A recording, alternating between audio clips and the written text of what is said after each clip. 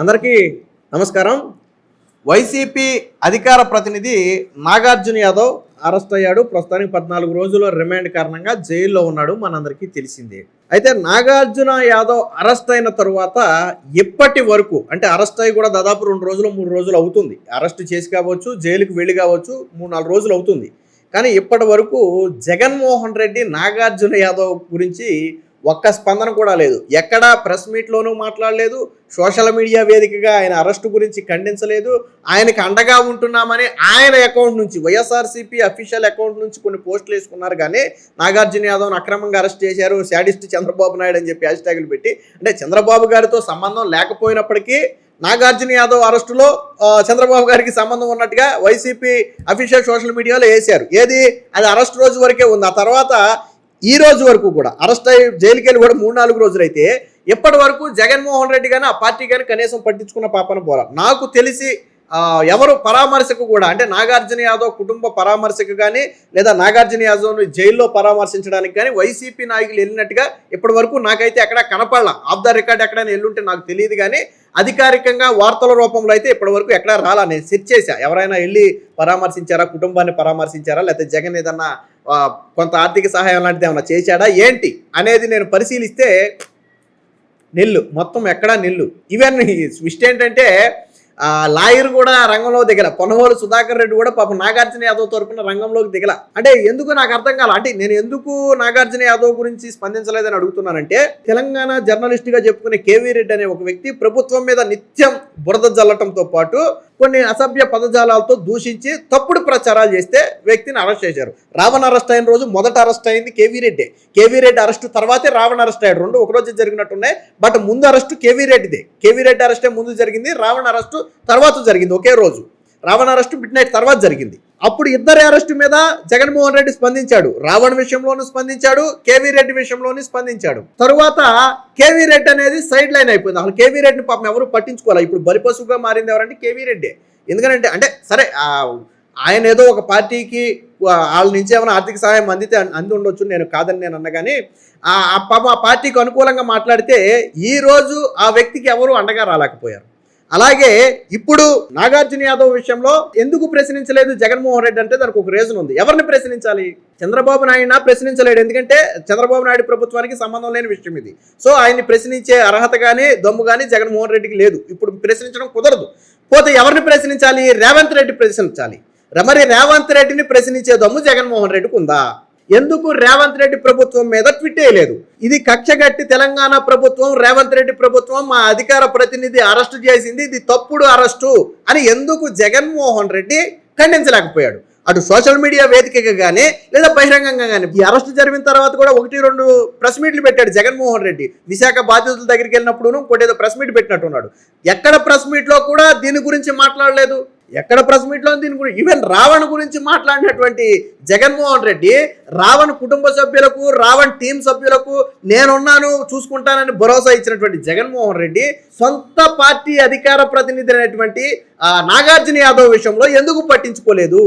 ఎందుకు రేవంత్ రెడ్డి ప్రభుత్వాన్ని నిలదీయలేదు? పోనీ రేవంత్ రెడ్డి ప్రభుత్వాన్ని నిలదీయడానికి జగన్మోహన్ రెడ్డి భయమే అనుకుందాం. ఎందుకంటే అక్కడ లోటస్ పాండ్ వైపు బుల్డోజర్ హైడ్రా వదులుద్ది, తేడా వస్తే హైడ్రా వదులుద్ది. ఆ విషయం జగన్మోహన్ రెడ్డికి తెలుసు.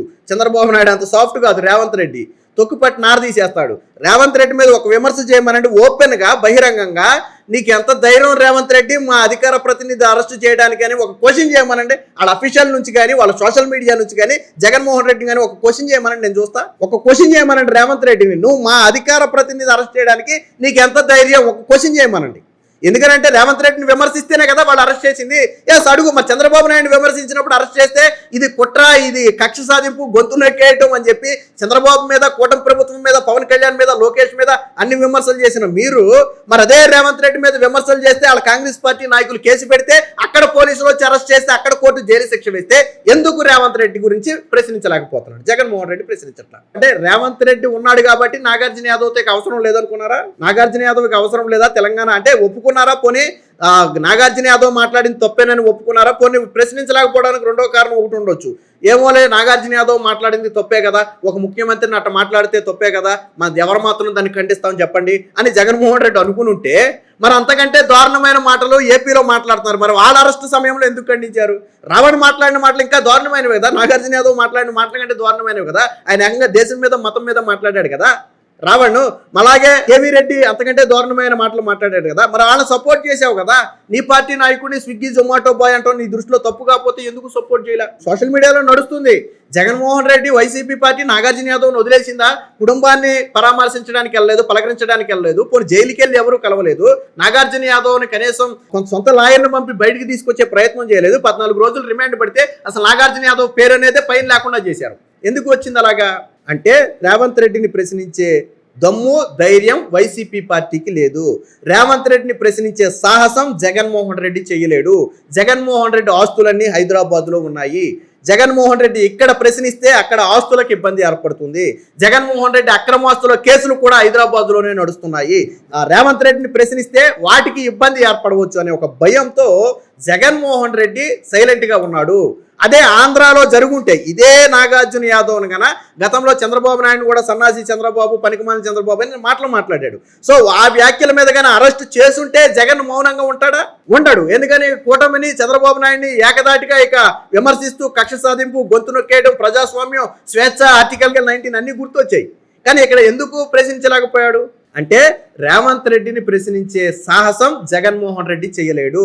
అక్కడ రేవంత్ రెడ్డి ప్రభుత్వం అరెస్టు చేసింది కాబట్టి కుక్కిన పేనులాగా వైసీపీ అంతా సైలెంట్గా ఉన్నారు.